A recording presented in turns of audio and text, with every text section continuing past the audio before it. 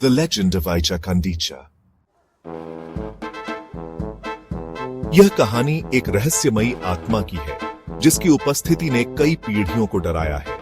यह कहानी है मोरक्को के एक प्राचीन और खतरनाक लोक कथा की, आइचा कंदिचा। एक खूबसूरत महिला जो किसी के दिल को मोह लेती है, लेकिन उसके बाद वही दिल उसे मौत के मुंह में ले जाता है। आइचा कंदिचा की कहानी शुरू होती है एक खूबसूरत लड़की से जो दूर दराज के गांवों से आती थी। उसकी आंखों में गहरी सादगी और उसके रूप में ऐसी आकर्षण था जिसे कोई भी पुरुष नकार नहीं सकता था।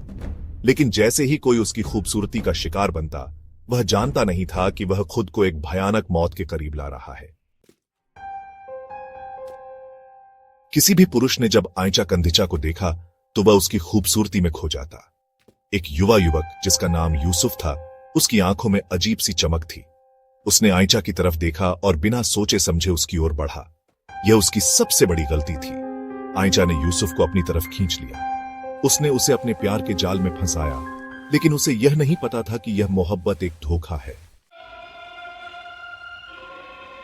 जैसे ही यूसुफ ने उसके जाल में फंसकर अपने दिल की सुनने की कोशिश की, आइचा का रूप बदलने लगा। उसकी खूबसूरती अब एक खतरनाक आकर्षण में बदल गई। अचानक उसकी आंखों में जो प्यार था वह अब एक भयंकर क्रोध में बदल गया।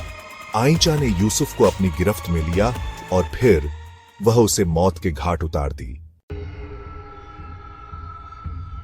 यूसुफ की लाश कभी नहीं मिली, लेकिन गांव में एक खौफनाक बदलाव आ चुका था। लोग कहते थे कि आइचा कंदिचा की आत्मा अब भी नदी के किनारे घूमती है, अपनी तरह तरह से मरे हुए पुरुषों को आकर्षित करती है। कहानी सुनने के बाद गांव के लोग आइचा से डरने लगे। उन्होंने उसे एक जादुई और खतरनाक आत्मा मान लिया। कहते हैं आइचा कंदिचा नदी के किनारे पर हमेशा मर्दों को आकर्षित करती है और फिर उनकी आत्मा को अपने कब्जे में ले लेती है।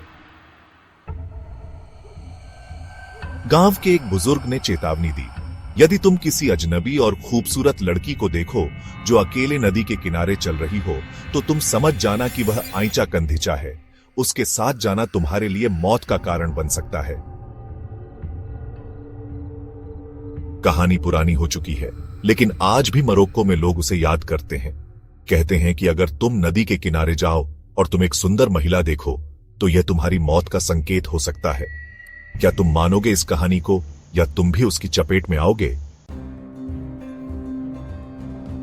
विस्परिंग, आइचा कंदिचा वह कभी नहीं भूलती।